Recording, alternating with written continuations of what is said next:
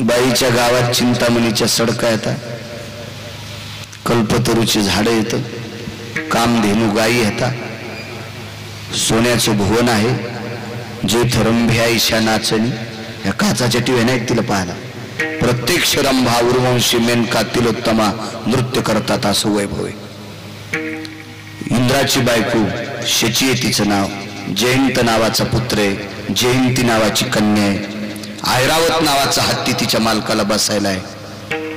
14 रत्नपैकी एवढ्या सत्य 33 कोटी देवाच्या राजाची बायको आहे. आणि तिला आंतरवालीत ऊस खुरपायला यायचं. सगळं मेकअप घामानं खाली आले, सगळं मेकअप आंतरवालीत ऊस खुरपायला. आणि कोण म्हणतंय? नारद म्हणले बाई मी म्हणतो. कोण अंतरवाली श्रीमंत मला खुरपायला बलिनार? म्हणले बाई तुला बलिनार कोणीच नाही, तुला भाकरीसाठी बळच खुरपावं लागणार आहे. अहो मी 33 कोटी देवाच्या राजाची पत्नी. बाई अजून 4 दिवसाला पुण्य संपायलंय ना. 4 दिवसाला तो पुण्य संपल्यावर तुला वरी राहता येत नाही, तुला खाली जावं लागत आहे. जव पुण्याची पावटी सरे येऊ लागती माघारे. सोयाबीन कापायला, बराशी खांदायला, कापस खुरपायला, ऊस खुरपायला, ऊस तोडायला येऊ लागती माघारे. गादी झोपायला नाही. जोपर्यंत पुण्य आहे तोपर्यंत तिथं राहता येते. पुण्य संपलं की संपलं. तू का म्हणे जाती पुण्यक्षया अधोगती, पुण्यक्षया अधोगती, पुण्यक्षया अधोगती. तू का म्हणे जाती पुण्यक्षया अधोगती, पुण्यक्षया अधोगती, पुण्यक्षया अधोगती. तू का म्हणे जाती पुण्यक्षया अधोगती, पुण्यक्षया अधोगती, पुण्यक्षया अधोगती. तू का म्हणे जाती पुण्यक्षया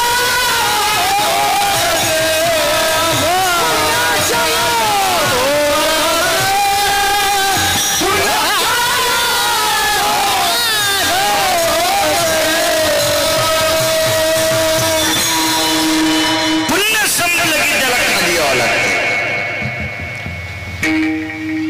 1.5 कोटीची गाडी घेऊन बँकेत गेलो.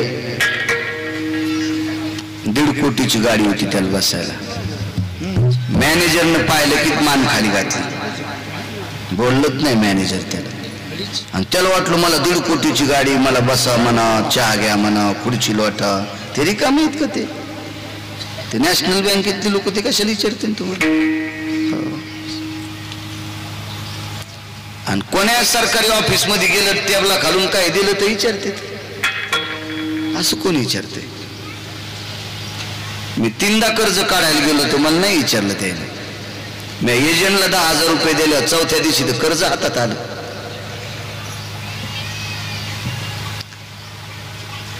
अशा शेतकऱ्याला त्रास देणाऱ्या भडव्या अधिकाऱ्याच्या अंगुठे त्याची पोरं झोपीत घेतील. जो शेतकरी चुकीचं वागतो त्याचं काम करू नका.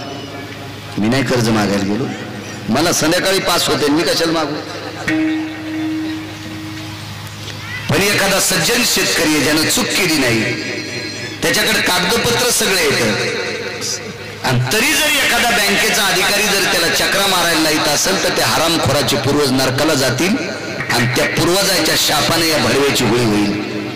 कारण ज्याचं दुकान रस्त्यावर आहे, ज्याचं दुकान उघड्यावर आहे, ज्याच्या दुकानाला झाकण नाही, असं एकच दुकान आहे, तो माझा शेतकरी राजा आहे. आणि त्याला जर एखादा अधिकारी पदावर बसल्याच्या नंतर त्रास देत असेल तर त्याच्यासारखं पाप दुसरं कुठलं नाही. बँकेत गेल्या मॅनेजरनं खाली मान घातली. नंतर एक म्हातारा आलं, त्याची नात दवाखान्यात न्यायची होती पैठणला. नातीला दवाखान्यात नेलं, डिलिव्हरी होती, बाळांपण करायचं. डॉक्टरनी सांगितलं सिजर करावं लागते. नातू घरी आला ना, आजाल म्हणला बाबा 50,000 पाहिजे. ऊसाला पाणी देऊ लागलं मथर, जांभळीवर शर्ट अडकिलेलं, बनेल होती अंगात, धोत्र खोसलेले, आच्या गोच्या, खांद्यावर खोरं. पार घोट्याच्या वरी पाय भरलेले. म्हातारं म्हणलं आता बाळांपण म्हणल्या उशीर कशाला, बसव गाडी. तसंच बनिलोच पैठणला बँकेत. या म्हाताऱ्याला पाहिल्याबरोबर मॅनेजर खुर्चीवर उतरलं. या काका या या या. आणि म्हातारा आले इंडिकेटर तुटलेल्या गाडीवर. या काका या काका या या या. त्या 1.5 कोटीच्या गाडीत आलेल्याच झालं धुपन. ते म्हणलं मी 1.5 कोटीच्या गाडीत बसून आलो. हे म्हातारे या इंडिकेटर तुटलेल्या मोटरसायकलीवर आले आणि मॅनेजर याला काका काका म्हणाले. काय पाहिजे काका? 50,000 नातीला दवाखान्यात नेले. 49च काढताय तिथनं. बरं 49 द्या. मॅनेजरनं स्वतःच्या खात्यावरले 1000 दिले. आपले उद्या परत करा. काही विश्वास असेल ना मॅनेजरला, द्या विश्वास असेल. 50,000 दिले. दमान जा, वाटत कुठे थांबू नका. असे पैसे काढ्या रस्त्यानं खपके उभ्याचे लुटायला. या 1.5 कोटीवाल्याला बोलूनच बनलं ते मॅनेजर. ते माझ्यासारखंच रगील होतं. म्हातारं गाडीवर बसलं गेलं. हे ते 1.5 कोटीवालं खावतळ का हो म्हणे. त्याचे पाय भरलेले, बूट नव्हता घातला. म्हणलं भरक्या पायात बूट कसं घालतील? शर्ट नव्हतं म्हणले नसन न द्यायला. नातीला दवाखान्यात नेलं म्हणलं शर्ट घाल लावा, गन पावडर करा. काय येड्यावानीच न काम. एका गावात भागवताला घेत होतं. त्या गावातलं एक म्हातारं वारलं आणि त्या म्हाताऱ्याचा युवा आमच्या गावात. मग मला निरोप आला म्हणे बाळू महाराज ते फलानी फलानी वारले, तुमचे यजमान होते. वय होतं 90-95 वर्ष आणि 11 वाजता माती तुम्ही या. मग मी आता आपल्याला गाडी गिडी काही नव्हती तर म्हणजे त्याच्या युवाकडे गाडी होती. मी म्हणलो जागा आहे का? तुम्हाला मी याचं का? म्हणलं हो हो तुमचे यजमान होते ना ते. हो आता कीर्तन नाही काय नाही येतो आज. बर बर बर बर बसा. म्हणलं बसा कशाला? चला ना 11ला माती जाता येईल ना.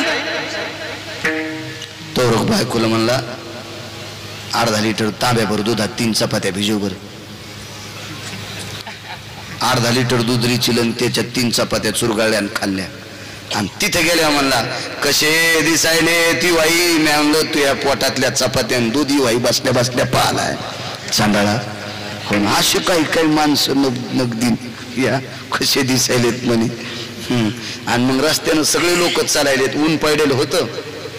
सगळ्यात माग एक जण म्हणला चला निवाई. कसं चलावा पराला पैठणच्या हॉटेलीमध्ये माझ्या युवायानं मला चहा पाजला. टकटक दिसायलेत, पायच उचलणं. म्यांना चपात्यान दूध पाय उचलू देणार. याचा झोपीचा टाइम आहे. असा असतोय कुठे? हे सगळे नाटकच.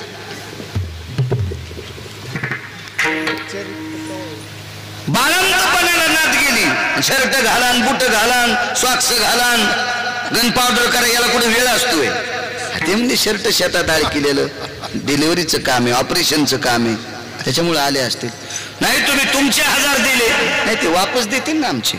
विश्वास आहे. त्या म्हाताऱ्याच्या गळ्यात माळ होती खरी खरी म्हणालो खरी. काही गोष्टी झाकायची नाही. खरी माळ होती. काही काही माणसं उगाच माळ हातात माळ हातात भांडवलच केलं काही काही त्याचं. हो भांडवलच. ती माळ पण म्हणली असं ह्या नालायकाच्या गळ्यात मी आलीच कशी. मोह काही मागच्या जन्मातलं पाप होतं काय हरामखोराच्या गळ्यात आले मी. कशाला माळच? एखाद्यानं म्हणा बिडी. माईच बिडीत नाही चुरगाळीच खिशात. माईचं बापाचं काही कायला तर एरीच वाटायला एरीचाचा पाचोळाच वाटायला पाचोळाच. असो का म्हणे 49 शिवड्रॉल भरली तुम्ही मला विचारलंच नाही. मॅनेजर साहेब म्हणले मी कॉम्प्युटर पाहण्याच्या नादात होतो तुम्हाला पाहिलंच नाही साहेब. बर बर बर बर आपली विड्रॉल तुमची लिहिता येत नाही. म्हणजे का? पेनल्टी लागू लागू तुमचं खातं 0 झालंय. किती कोटीच्या गाडीत आलता? 1.5 कोटीच्या. म्हातारं तुटक्या इंडिकेटरच्या गाडीत. म्हणजे त्यांना कशी दिली? त्यांची जमीन धरणात गेलेली होती. त्या काळामध्ये 10-15 कोटी रुपये आमच्या बँकेत टाकलेत. आता 125 कोटी त्याच्या आमच्या बँकेत जमा येत.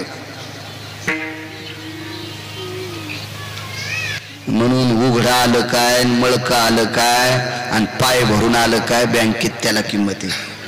5 कोटीच्या गाडीत आला आणि खातं 0 झालंय. त्याला कोणी विचारीन सोंबळ्याला?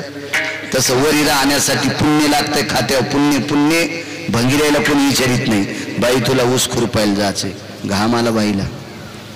महाराज हे दुःख नकोय, याच्यातून मुक्त व्हायला पाहिजे.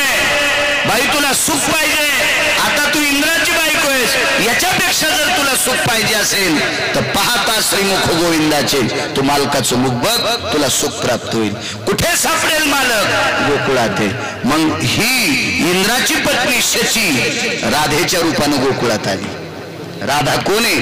ते इंद्राची पत्नी आहे. खाली आली अनया नावाच्या गवळ्याची पत्नी, प्रभावती नावाच्या गोपीची सून म्हणून खाली गोकुळात जन्माला आली.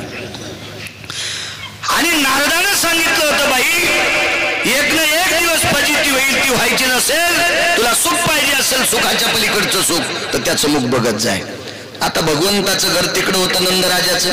नंदराजाच्या घरी भगवान वाढत होते. हिचा वाडा इकडं होता. पाण्याला जायला सरळ रस्ता होता, पण त्या निमित्तानं वाकडं जायची, आणि पाण्याला जायच्या निमित्तानं त्या घराकडे बघितली की दारात देव दिसायचा. पाण्यानं रांजून भरल्याच्या नंतर आता पाणी कसं आणता येईल सासरवाशीने? महाराज सांगतात ती पुन्हा रिकामा करीत होती. भरला उलंडोनी रिता करी घट, आणि मिस पाणी याचे, मिस म्हणजे निमित्त, पण कशाची चट होती? चट म्हणजे आवड. भगवंताला पाहाची चट होती, आवड होती तिला. आपण काय म्हणतो, त्याला लय खाण्याचा चटका आहे बाबा. चट म्हणजे आवड, खाण्याचा चटका म्हणजे आवड आहे त्याला. तिला आवड एकच होती, त्या मालकाचं मुख बघायची. ते मित्य होतं, मिश होतं. घागरी रिकाम्या करायची, हौद रिकामा करायची, रांजून रिकामा करायची, बघायची. देवाला बघण्यात पुण्य इतकं वाढलं. देवाला बघत बघत असताना इतकं पुण्य वाढलं, इतकं पुण्य वाढलं की त्या पुण्याच्या वजनानं त्याची मान वाकली. याचा अर्थ सांगू? हिनं त्याला पाहिल्याच्या नंतर, राधेनं पाहिल्याच्या नंतर इतकं पुण्य वाढलं, ह्या पुण्याच्या टोकानं ते येडं झालं. बैल दोहितो नंदा घरी, राधेला पाहून भुलले हरी. इतकं पुण्य राधेचं, तिला बघून इतका वेडा झाला, इतका वेडा झाला, गाई खाली न बसता बैला खाली बसला. कोण? विश्व ज्याच्या ताब्यात आहे त्याला जगाचा बाप म्हणतात. वृक्षाचं पान ज्याच्या सुट्टीशिवाय हालत नाही तो जगाचा मालक. काय पुण्य असेल त्या राधेचं? राधेच्या देवाला पाहण्याच्या पुण्याच्या प्रबलामुळे चंद्र आणि सूर्यानं काही अंशात त्यांच्याकडे सुद्धा पाप होतं. कसं होतं, काय होतं, इतकं कुठं सांगणार आहे तुम्हाला. बैल 2 आणि जमीन 300 एकर 2 तासात कशी पाळी होईल? या दोघांकडे सुद्धा पाप होतं. चंद्राला तर बरीच पाप आहेत. चंद्राकडे एक पाप, इतकं निर्लज्ज पाप आहे, इतकं निर्लज्ज पाप आहे, त्या पापामुळे चंद्राचं थुत्तर काळं झालं. अजून काही उपपाप आहेत. सूर्याकडे सुद्धा 1-2 पाप आहेत, त्याचे प्रमाण मात्रा लक्षात घ्या. भगवान सूर्यनारायणाने विचार केला, देवाचं मुख पाहणाऱ्या स्त्री अत्यंत पवित्र आहे, हिचा आपण संग कसा करावा. म्हणून सूर्य आणि चंद्र तिच्या कानातले कुंडल झाले. एका कानातलं कुंडल चंद्र झाला, एका कानातलं कुंडल सूर्य झाला. म्हणून तर त्या कुंडलाचं वर्णन केलं. वारी आणि कुंडल आले, डोळे मोडी तर राधा झाले. हो, आमच्या घरच्याला झुंबर केले मी, कान हालू लागली तर मी आणलं तुटतेन तुटतेन तुटतेन तुटतेन. ती म्हणली काल कीर्तनात तुम्ही म्हणले बाई वाऱ्याने कुंडल हालेन, माझे नाही झुंबर हालत का? म्हणलं तू हे सोन्याचे इथं. राधेच्या कुंडलाचं वर्णन याच्या करता केलंय. त्या कुंडलात चंद्र आणि सूर्य बसलेले इथं. तू लय हालू नकोस, कान तुटतेन. हो, कुठ तुटतेन कान. आपल्या कानातल्या कुंडलाचं झुंबराचं याचं त्याचं काही वर्णन नसते. काय अधिकार असेल बघा, त्या कानात चंद्र आणि सूर्य बसलेत. इतकी राधा पवित्र. पाहण्याची ताकद सांगतो पुढची. एके दिवशी जगाचा मालक आला आणि राधेला सांगितलं तुला काय देऊ? तिने सांगितलं देवा एक सांगतो. बसा बाई बसा, बसा बाई बसा, बसा बसा बसा बसा. टेकू द्या, त्या पटकन टेकू द्या. विठाला विठाला विठाला.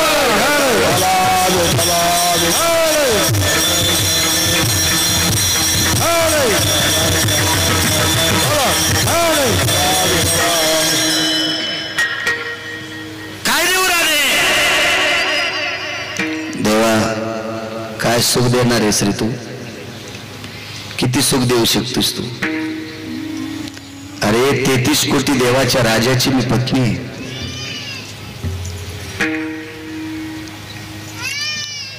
अमरपुरीचं स्वराज्य भोगून आलेली मी अधिकारी स्त्री आहे. मला काय देऊ शकशील? देवानं सांगितलं वैकुंठ देतो.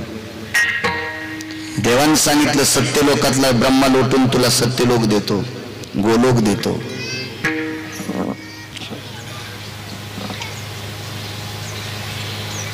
विठाला विठाला विठाला.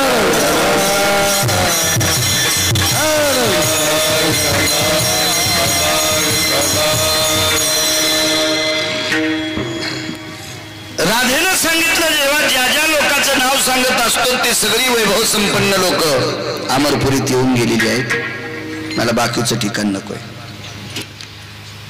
ज्या ठिकाणाचं नाव सांगतो त्या ठिकाणावर गेल्यावर आपलं तिथलं संपल्याच्या नंतर खाली यावं लागतंय. म्हणून मला त्या ठिकाणावर पाठवू नकोस. काय देऊ तुला? मी ज्या दिवशी मृत्यू पावेल, ज्या दिवशी माझा अंत्यविधी होईल आणि ज्या मातीत माझा अंत्यविधी होईल त्या ठिकाणची माती तू कपाळाला गंध म्हणून लाव. गोपीचंदन उटी तुळशीच्या माळा. काय ताकद राजू. सांगा असा एखादा नवरा आहे का आपल्या भारतात बायकोसाठी गंध लावणारा? बायकोसाठी गंध लावणारा नाही.